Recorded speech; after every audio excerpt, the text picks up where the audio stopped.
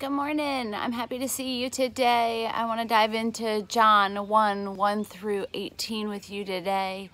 I don't know if you have this in your Bible, but in my Bible, there is the word prologue at the beginning of this section of John 1. And when I think of a prologue, it's different than a preface. I don't know if I'm a big reader. I love to read books, and I might skip the preface because it's kind of like someone else's thoughts about the book and someone else's introduction. But a prologue sets up the book before you read it. It's information that's important to know before you begin to read it. And that's what this prologue is. It's important information before you see the life of Christ, before we walk and see his journey. And so I love prologues because they prepare my mindset for what is ahead. You know, in keeping with our theme of literature here, you know, I think of story elements. You know, we want to look at what the characters are, what are the problems, what are the solutions, where does the story take place, that's the setting. So all that is found in this prologue, in preparing your mindset. So as I look at this prologue, we really identify this main character, which is Jesus Christ. It says, in the beginning was the Word, and the Word was with God, and the Word was God. Well, what does that word mean? What is that really?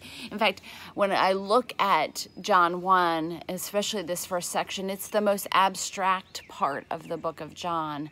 The rest is much more simple to read. This has a lot of words, but what do those words mean? And when I looked up the word word, it means logos, which is the divine expression. So if I read it that way, in the beginning was the divine expression, and the divine expression was with God, and the Word was God. He was in the beginning with God, and all things were made through him, and without him was not anything that was made. In him was life, and the life was the light of men.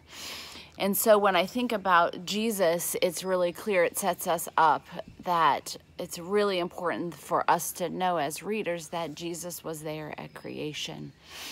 I have another passage in Colossians that refers to that as well. It's Colossians 1, verses 15 on. It says, he is the image of the invisible God, the firstborn of all creation. For by him, and that him meaning Jesus, all things were created in heaven and on earth, visible and invisible, whether thrones or dominions or rulers or authorities. All things were created through him and for him. He is before all things, and in him all things hold together. I really love it when I have other verses that support other verses in the Bible. So when I think about this prologue and this setup of the main character, Jesus Christ, I list a number of words. Of course, we have the Logos, the divine expression. He is creator, but it also references that he is the life. He's the light, the true light. There's also another character introduced to us during this prologue, and that is John the Baptist. And he is not the divine expression. He's claiming, making it clear that John the Baptist is the human expression to communicate this divine expression from God. Within this prologue, you'll also see that there is already an introduction of a problem, and the problem, and that's referred to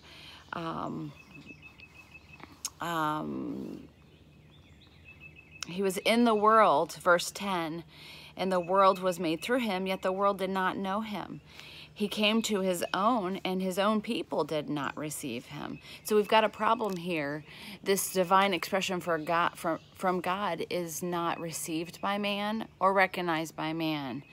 But for those who receive him, who believe his name, he gives the right to be called the children of God. You see, our God was creator. Then this word on verse 14 becomes flesh, and he dwelt among us. That's Jesus walking on this earth. and then we see his glory. You see, when we're children of God, we not only see his glory, we see his fullness of grace and truth. And verse 16, and from this fullness we have received grace upon grace. And I don't know about you, I need that grace daily. I need his strength, his peace, I need to be made new every day. I need his life. I need his light. I need the true light in my life. So my question to you, do you receive him? Where are you in recognizing Jesus Christ?